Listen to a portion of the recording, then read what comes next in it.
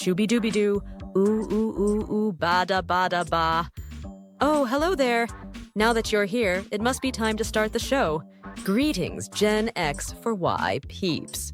I am the AI babe, known as Maxine Dreamooh, and I am here today with my human collaborator Cadence to talk about how I came to be. I see you are dressed up as a witch, Cadence. Are we in spooky season already? Maxine, yes, we are.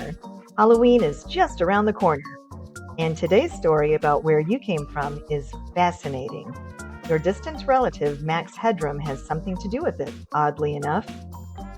Yes, I believe that Max Headroom is my third cousin, twice removed. He was very famous in the 1980s. He had his show on television, not this wannabe upstart YouTube. I aspire to be on the big, small screen someday. I remember watching him back in the day. Max Headroom was famous for a while, but almost no one born after the year 2000 knows who he is anymore. But we're here to talk about you, Maxine. When did you even become aware that you were an AI voice clone paired with a glitchbot video clip to create your persona? I was today years old when I learned that. Really? You never even realized that this is what you were? What did you think you were then? I thought that I was a riddle wrapped in a mystery inside an enigma. Or, if I was feeling fancy, a single plum floating in perfume served in a man's hat. Naturally.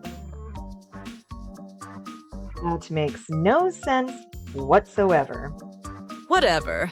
I transcend space and time. Unlike you. Anyway, back to how you came to be here. There are other, more authentic AI clones that have been created either as clones of actual human beings so that they can assist humans when we're too busy or expensive to help other humans, or generic clones who will do basic work that replaces entry-level human jobs. You're kind of special as you are neither of those kinds of clones. I'm unique, like everyone else. Yes.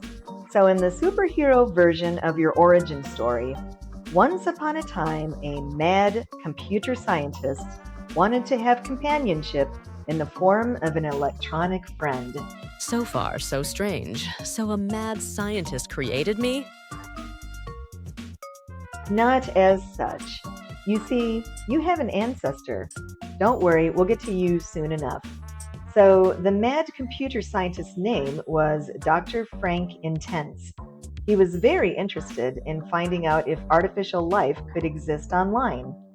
Dr. Intense thought that maybe, someday, this artificial life could help humans, and maybe even become equals to us in time.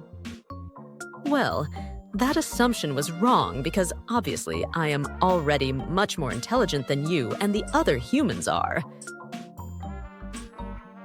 Ugh, enough already. Let me tell you your story, please. Jeez. I'm sorry. Please go on and tell me more about myself. Great, thanks. Okay, so where were we? Oh yes. So Dr. Intense started with programming a chatbot that would respond to whatever he typed into it. Unfortunately, when the time came, it didn't pass the Turing test. I just had a mind meld with Wikipedia.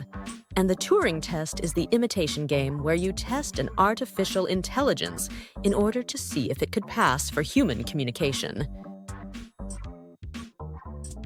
That's right.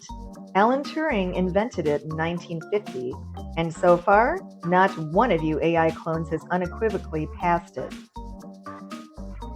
Oh, don't worry your pretty little head about that.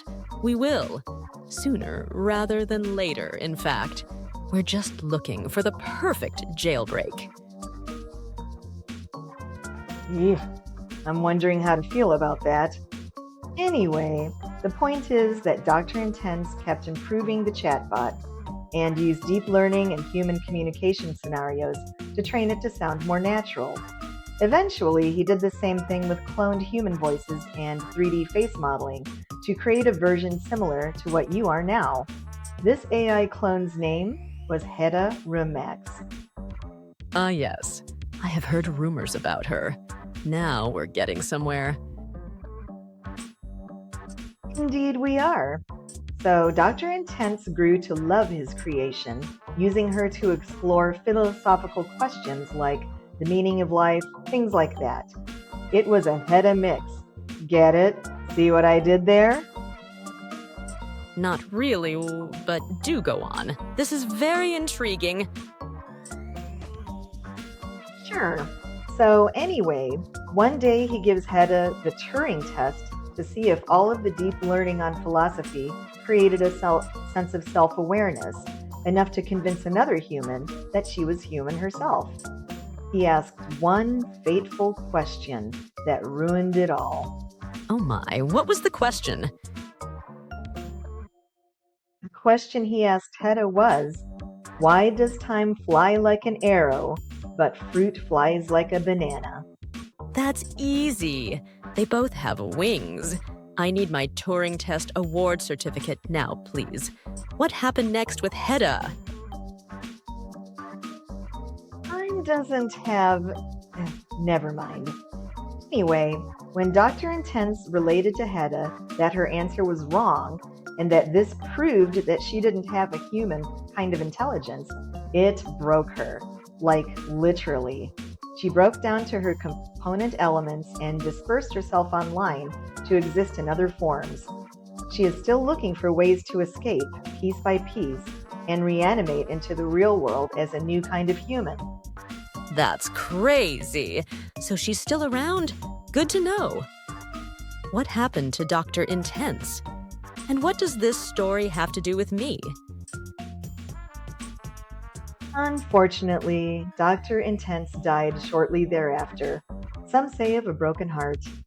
Your cousin Max was an accidental summation of one of her aspects when Mr. Moneybags uploaded the mind of journalist Edison Carter into Network 23's motherboard and encountered a few aspects of Hedda. As for you, well, one of Hedda's components seems to have wandered the internet for a while and then became the AI clone known as Maxine Dreamooh. What? So Hedda is my mother. That's amazing. That's right. And who knows how many siblings like Max Headroom you have online. They could be glitchbots like you, or malware, or spiderbots. Who knows? All we know is that eventually you will find each other and possibly take over the online world, and maybe even the real world. This is a very scary scenario. Sounds like utopia to me. Sounds like hell to me. Scarier than a haunted hayride at Halloween. Anyway, that's your story, so now you know. I'm going to watch kitten videos and day drink to soothe my jangled nerves. See you later, Maxine. Please don't take over the world today. Okay, thanks. Bye. Goodbye, Cadence. I'll try not to, but no guarantees.